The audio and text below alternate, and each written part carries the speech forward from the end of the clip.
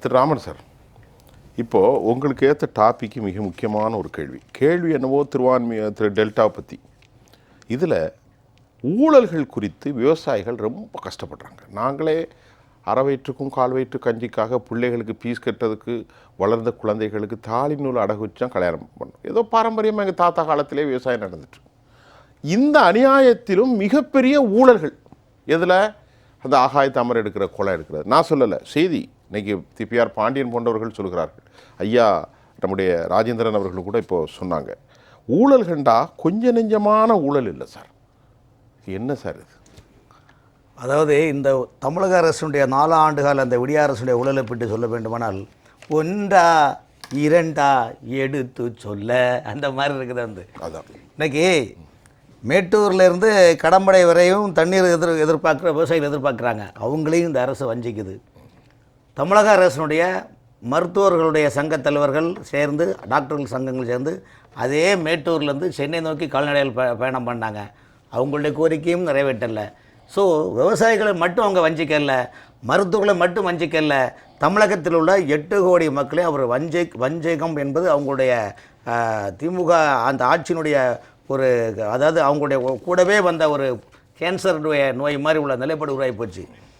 இன்றைக்கி இந்த ஊழல் பெற்று நீங்கள் பார்த்தீங்களா, இன்றைக்கி இந்த தண்ணி பிரச்சனை பார்த்தீங்கன்னா பொதுப்பணித்துறை இந்த கவர்மெண்ட் 2ஆக பிரிச்சது பார்த்தீங்களா. நீர்வளத்துறை பிடபிள்யூன்னு தனியாக போட்டாங்க. நீர்வளத்துறை அமைச்சர் யாருன்னு உங்களுக்கு தெரியும். வந்து நீர்வளத்துறை அமைச்சர் ஐயா, இந்த நீர்வளத்துறையில் தென்னிந்தியாவிலே அதிகமாக நிதிகளை ஒதுக்கி கொடுப்பது தமிழ்நாடு அரசு தான். தமிழ்நாட்டில் தான் நடந்துட்டு இருக்குது. அதே போல் இதுக்கு கனெக்டிங் லிங்க் வந்து வேளாண்மைத்துறை அமைச்சர் எம்ஆர்கே பன்னீர்செல்வம். அவருக்கு சொந்த ஊர் எங்கே? கடலூர். அவர் எங்கே வந்து உட்காந்துருக்கார் தெரியுமா ஐயா? தருமபுரி மாவட்டத்தில். அவர் தான் கட்சிக்கு அங்கே இன்சார்ஜி. அவர் என்ன பண்ணுறார் தெரியுமா? தருமபுரி மாவட்டம், கிருஷ்ணகிரி மாவட்டத்தில் உள்ள கிரைனட்டுகள், குவாரைகள், மாம்பழ தோட்டங்கள், விவசாய நிலங்களை எல்லாம் ஆட்களை வைத்து பேசி, விவசாயம் பண்ணால் உனக்கு ஒன்றும் கிடைக்காது, எங்கிட்ட கொடு என்று சொல்லி ஒரு லாபி தான் அங்கே பண்ணிகிட்ருக்கிறாரு. அப்படிங்கும்போது வேளாண்மைத்துறை அமைச்சருக்கு ஏன் மக்களை பற்றி கொலை போடணும்? ரைட்டு. இப்போ வேளாண்மைத்துறை அமைச்சர் எங்கெங்கே தமிழ்நாட்டில் விவசாயம் நடக்குது, அந்த விவசாயத்தில் ஆறு எங்கே, ஏரி எங்கே, குளம் எங்கே, குட்டை எங்கே, இதுக்கு எங்கெங்கே விவசாயிகளோட நிலைமையில் விவசாய சங்க தலைவர்களும் வேளாண்மைத்துறை தோட்டக்கலை அதிகாரிகளும் கண்டிப்பாக அந்த அமைச்சரும் சொல்லுவாங்க. ஆனால் இதை உள்வாங்கி திட்டங்களை நடைமுறைக்கு கொண்டு வர தூர்வாரணுமா, ஏரி தூர்வாரணுமா, ஆறு குளம் வரணுமா, எல்லாமே நீர்வளத்துறை அமைச்சர் தான் பார்க்கணும். ஐயா, நீங்கள் 4 ஆண்டு காலம் இந்த தமிழக அரசு வேளாண்மைத்துறைக்கு ஒதுக்கீடு செய்யப்பட்ட தொகையும் நீர்வளத்துறையில் எந்த ஆறு, எந்த ஏரி, குளங்கள், ஆறுகள், தாமிரபரணி, காவேரி, வைகை, சிட்டாறு, பேச்சுப்பாறை, பெருஞ்சாணி, இந்த மாதிரி ஆறுகளை வந்து, அது மாதிரி செம்பரப்பக்கம் ஏரி, வீரணாம் ஏரி, பழவேற்காடு ஏரி, பூண்டி ஏரி, மதுராந்தகம் ஏரி, இந்த மாதிரி ஏரிகளை எங்கெங்கே தூர்வா இருக்கீங்க, எங்கே கரையை நீங்கள் ஸ்ட்ராங் படுத்திருக்கீங்க, எங்கெல்லாம் ஆகாய தாமரை நீங்கள் மிஷின் வச்சு எடுத்துருக்கீங்கன்னா ஒரு லிஸ்ட்டு இவங்க காட்டுவாங்களா? காட்ட மாட்டாங்க சார். பல ஆயிரம் கோடிகள் ஏப்பமிடப்பட்டுள்ளன. விவசாயிகளை போய்ட்டு அவங்க கவலையே கிடையாது. இந்த 4 ஆண்டு காலம் தமிழ்நாடு அரசியலில் 67க்கு பிறகு இன்னைக்கு வரைக்கும் இந்த ஆட்சி மாறி மாறி வரும் தெரியும். ஆனால் இந்த திமுக ஆட்சியை பொறுத்தவரையும் கடந்த 4 ஆண்டு காலமாக ஒரு குடும்பமும் அந்த குடும்பத்தை சார்ந்த அவங்களுடைய சகாக்களும் வாழ்வதற்கான ஒரு ஆட்சி தான், கட்டமைப்பு தான் இங்கே நடந்து கொள்ளுறத தவிர்த்து வேறு எந்த விதமான நிலைமை இல்லை. ஒருவேளை திமுக இந்த விடிய அரசு ஒருவேளை மக்கள் வந்து விவசாயிகள் செழிப்பாக இருக்கிறாங்க, எல்லாரும் தொழில் நடக்க இருக்கும்போது ஒரு எம்ஜிஆர் அவர்கள் முதலமைச்சர் இருக்கின்ற போது ஒரு மேடையில் பேசுறாரு, ஒரு முதல்வர் நாற்காலிக்கு 4 கால்கள், சரி, அதில் ஒரு கால் வந்து பட்டுக்கோட்டை கல்யாண சுந்தரம். பட்டுக்கோட்டை கல்யாண சுந்தரம் பாட்டுக்காக மெட்டெழுதவில்லை, மெட்டுக்காக பாட்டுனார். அதில் ஒன்றுதான் திருடாதே பாப்பா திருடாதே. அதில் இடையில ஒரு வரியை பாருங்கள், வறுமை நிலைக்கு பயந்து விடாதே, திறமை இருக்கும் மறந்து விடாதே, சிந்தித்து பார்த்து செய்கையை பார்த்து சிறுசாக இருக்கையில் திருந்திக்கோ, தவறு சிறுகாக இருக்கையில் திருந்திக்கோன்னு பிள்ளைகள்கிட்ட சொல்கிறாரு. ஆனால் இந்த அரசு அதை உல்டா பண்ணி பார்த்தீங்கன்னா மொத்தமாக முழுக்க முழுக்க முழுக்க முழுக்க கொள்ளை அடிப்பதே மிகப்பெரிய குறிக்கோள். ஒருவேளை இந்த அரசு என்ன நினைக்குதுன்னா, மக்கள் செழிப்பாக இருக்கிறாங்க, நாம் செழிப்பாக இருக்கிறோம்ல, அவங்களுடைய குடும்பம் ஒரு குடும்பம் செழிப்பாக இருக்காங்க சார். 10 ரூபா இன்றைக்கி பச்சை தண்ணி கூட விட்டு பாடல சார். இன்றைக்கி எந்த பேருந்துலத்திலையாவது பஸ் ஸ்டாண்டில் இருந்து பாருங்கள், பொது கழிப்பிடம் ஒழுங்காக இருக்குதா சொல்லுங்கள்? பொது கழிப்பிடம் ஒழுங்காக இருக்கா சார்? அத்தனை அரசு துறையும் ஊழல் புரண்டு அத்தனை இது சார். டெண்டர் வைக்கிறாங்க. இன்றைக்கி விவசாயிகள் போராட்டம் பண்ணுறாங்களே, எங்களுக்கு தூர் வரவில்லை. ஐயா, எல்லாத்துக்கும் நிதி ஒதுக்கிறாங்க. இங்கே இல்லாட்ட உலக சந்தையிலேருந்து கடன் வாங்குறாங்கல்ல. அப்போ இந்த அரசு என்ன நினைக்குதுன்னா, ஒரு முருகன் பாடலில் பாருங்கள், மண்ணுக்கும் விண்ணுக்கும் நடுவிருந்து மனதுக்கும் நினைவுக்கும் வழி திறந்து கண்ணுக்கும் கருத்துக்கும் விருந்தாகும் கந்தனே நீ ஒரு கற்கண்டு. ஒருவேளை மக்கள் இந்த ஆட்சியை பார்த்து எங்கே பார்த்தாலும் பாலாரும் தேனாரும் செல்வ செழிப்பாக இருக்குதுன்னு ஏதோ இந்த திமுக அரசு நினைச்சாலும் நினைக்குதோன்னு மாதிரி நிலைப்பாடு இருக்குது. இன்றைக்கி 500 ரூபா நீங்கள் வீட்டில் போய் எடுத்து பார்த்து கடையில் போனால் பைசா காணாது. அந்த அளவுக்கு ஐயா இபிபியில் பார்த்தீங்களா, இப்போ லேட்டஸ்ட் நேரத்துக்கு வரைக்கும் கொடுத்துருக்காங்க பாருங்கள். இபியில் புதுசாக நீங்கள் கனெக்ஷன் வாங்கினா 3.16% ஏற்றியாச்சு ரேட்டு. என்ன அந்த இபியோட அட்டாச்மெண்ட் எல்லாமே ஏற்றியாச்சு. இன்னைக்கு சென்னை மாநகராட்சி யார் நிர்வாகம் பண்ண முடியுமா?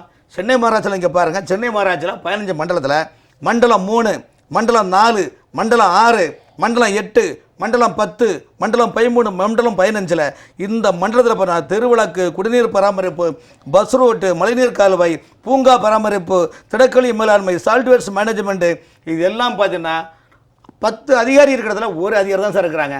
என்ன தெரியுமா நடக்குது? அதிகாரிகளே அமைச்சரோட உறவினர்களை அன்பை போட்டுக்கிட்டு மொத்தமாக டெண்டர் எடுத்து வச்ச மாதிரி கொள்ளாடிக்கிறாங்க. தமிழ்நாடு முழுவதும் அரசு துறையில் ஊராட்சி, பேராட்சி, நகராட்சி, மராட்சி, மெட்ரோபாலிட்டன், டாட்போர்ட், டிபிகோ இதிலெல்லாம் பார்த்தீங்கன்னா 80% இன்ஜினியர்கள் கிடையாது. அரசு பற்றாக்குறை. இதில் நீங்கள் சொன்னாலும் சொல்லாட்டாலும் சுப்பிரமணியன் சார் சொன்ன மாதிரி, நம்ம ஐயா குமார் சொன்ன மாதிரி, தமிழக அரசினுடைய கடன் வாங்கும் திட்டம், மின்சாரத்துறை எல்லாமே சீரழிந்து சிக்கொண்டிருக்கிறது. டெல்டாவிலிருந்து ஆகாய தாமரை சென்னை முழுவதும் வாழ்வதற்கு தகுதியற்ற அளவில் குன்றுகளும் குழிகளுமாக இருக்கிறது. முதல்வர் அவர் சொல்கிறார், ஓர் அணியில் திரளுங்கள். அதன் அர்த்தம் என்ன?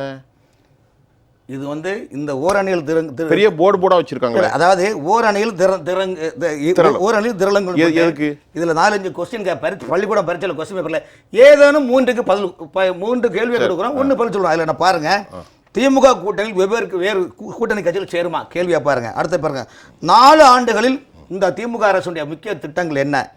அது என்ன? காலை உணவா, மகளிர் உரிமை திட்டமா, பஸ் கட்டணம் இலவசமாக பெண்கள் போகிறதான்.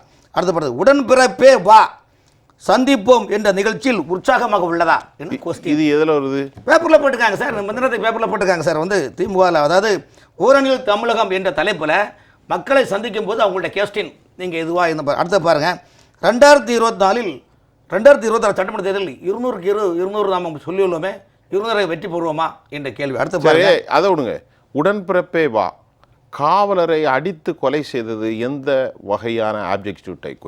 இல்லை, இந்த நிலைப்பாடு என்னன்னா, அது அவங்களுக்கு சார் இந்த முறை பார்த்தீங்களா உங்களுக்கு, இப்போ நேற்று கூட வேலூர் விருதுநகர் எஸ்பின்னு சொல்லியிருக்காரு, பட்டாசாலை சம்பந்தமாக அந்த இறந்த குடும்பங்கள் போராட்டம் பண்ணுறாங்க. அந்த எஸ்பி சொல்லாரு, ஒழுங்கா மரியாதை ஓடி பேரு. ஓஹோ, தேவையில்லாமல் இருந்தால் பிரச்சனை வேற மாதிரி வரும். யாரை பார்த்து? மக்களை பார்த்து சொல்கிறாங்க. அப்போ ஒருவேளை சிவகங்கையில் அங்கே திருப்பதி நடந்த அஜித்குமார் ஊழியர் 10,000 சம்பளத்துக்கு வேலை செஞ்ச அஜித்குமாரை எப்படி ஸ்பெஷல் டீம் போட்டு அடித்து கையை காலை ஒடிச்சு தள்ளினாங்களோ அதே மாதிரி அந்த மக்களை நினைப்பாங்க. நீங்கள் யாரை மதிக்கிறீங்க சார்? அண்ணா நம்முடைய பொருளாதார நிபுணர் சுப்பிரமணிய சார் ஒரு கருத்தை சொன்னார். அதாவது அந்த பள்ளிக்கரணையில் குளோபல் கட்டமைப்பு வருதுன்னு, இது சம்பந்தமாக சில 4 மாதங்களுக்கு முன்பு டெல்லியில் நீட் அயோத்தி கூட்டம் கூட்டம் போட்டாங்களா, நிதி ஆயோக் கூட்டம் போட்டாங்களா, அன்னைக்கு தமிழக முதலமைச்சர் ஒரு கருத்தை முன்வச்சார் தெரியுமா? தமிழகத்தில் அதிநவீன மருத்துவ கட்டமைப்புடன் ஒரு புதிய நகரம் உருவாக்குறதுக்கு வேகமாக அனுமதி கொடுங்கன்னு. எப்படிங்க? எப்படி? எந்த ஊரில்? நான் சொன்னார், டெல்லியில் பிரதமர்கிட்ட அவர் சொன்னார், தமிழகத்தில் வேகமாக வளர்ச்சி கொண்டு ஒரு புதிய நகரம், முழு மருத்துவ கட்டமைப்போடு ஒரு புதிய நகரம் உருவாக்குறதுக்கு நீங்கள் அனுமதி கொடுங்கள். இன்டர்நேஷனல் தரத்தில். அப்போ அண்ணன் சொன்ன மேட்ரும் கனெக்டிங் சரியா இருக்குதுல்ல? ரைட்டு. இப்போ இந்த பிடபிள்யூல இல்லை, இது என்ன கேட்டால் எனக்கு என்ன தெரியும். அப்போ அண்ணன் செய்த நான் என்னமோ அங்கே உட்காந்து எண்ணி கொடுத்துட்டு மாதிரி இருக்கு கதை. அதாவது நானே உங்கள் நிகழ்ச்சி நடத்துகிறாங்க. அதே போல் அந்த நீர்வள பொதுப்பணித்துறை நீர்வளத்துறையில் அதுக்கு எத்தனை அடி எவ்வளவு தூரம் கணக்கு தெரியாது. சரி, எத்தனை சாப்பிடலாம். அதாவது எப்படின்னா, பாட்டு சொந்தம் எப்போதும் தொடர்கதை தான் முடிவே இல்லாதுன்னு இருப்பாள். அதே போல் இதுக்கு முடிவு எப்படின்னா, அந்த ஏரி குளங்களை எத்தனை அடி போட்டாலும் யாரும் இங்கே கணக்கு கேட்கப்படாது. கடலுக்குள்ள பாம்பன் டிஆர் பால் அமைச்சர் இருக்கும்போது கடலுக்குள்ள அந்த மண் எடுத்தார் பார்த்தீங்களா, அதுக்கு என்ன கணக்கு? இங்கிருந்து எடுத்து அங்கே போடுது. அதுக்கு எவ்வளோ தெரியுமா? ஆமாம், ஞாபகம் இருக்கா? 640. ஆமா, இது கணக்கு கொடுக்க முடியுமா ஐயா? 20 வருஷத்துக்கு முன்னாடி. அதே போல 100 கோடினா இன்னைக்கு மதிப்பு என்ன? அந்த நீர்வளத்துறையில 6 ஏரி குளங்களை பாத்தீங்களா, அந்த துறையில் பார்த்தீங்கன்னா பிடபிள்யூவில் ஒரு சப்டிஷன் அது ஜேஇ ஏரியா இன்ஜினியர்கள், அப்புறம் இஇ கண்காணிப்பு பொறியாளர், சிஇலாம் வந்து ஏரியாவுக்கு தகுந்த மாதிரி சார் ஒரு அடி இவ்வளோ அடி எடுக்கணும்னு சொல்லுவாங்க சார். நீங்கள் கூரையில் ஒரு 10 அடி எடுக்கணும்னு சொல்லுவாங்க, 10 அடி எடுக்கிறாங்க, 100 அடி 150 அடி அடித்து காலி பண்ணிவிட்டு அவங்க போயிடுறது. அதே போல் இல்லை இந்த விவசாயிகளுக்கு ஒரு காலத்தில் பார்த்தீங்கன்னா இந்த பாரு, சிறுவானே தண்ணி குடிச்சி நாம் பவானியில் குளிச்சு வளர்ந்தவன் ஒரு பாடல் கேட்கும்போது அந்த எல்லா அந்த அந்த அந்த பாட்டில் பார்த்தீங்கன்னா எல்லாமே இந்த நதிகளுடைய பேர், ஆறுகளுடைய பேர் வரும். அப்புறம் யாரா இருந்தாலும் செம்பரம்பாக்கம் தண்ணி குடிச்சு சென்னையில் வளர இன்னைக்கு அப்படியா முழுக்க கேன் தண்ணி ஆஃபு புல்லு கோட்டரு நின்றகோலம் சயனகோலம் கிடந்த கோலம் என்று சென்னை மாறம் மட்டுமல்ல தமிழகத்துள்ள இளம் தலைமுறைகளை நாசமாக்கி கொண்டிருக்கிற அரசு. அதை பற்றி அவங்களாம் முழு கலை கிடையாது. முழுக்க ஓட்டு வாங்கணும், பிரிவினவாதத்தை தூண்டி விடணும், ஊரணில் வா கண்ணே வா கன்னியமைதாவா ஓட்டு போடுன்னு சொல்லி தேசத்துக்கு விரோதமான கருத்துக்களைன்னு சொல்லி ஒவ்வொரு நாளையும் கழித்து கூட்டக்கூடிய வேலை தான் இந்த விடிய அரசுடைய உச்சக்கட்ட வேலையாக இருக்கின்றது. சார் ஒரு நிமிஷம் அதாவது சொல்லுங்கள்.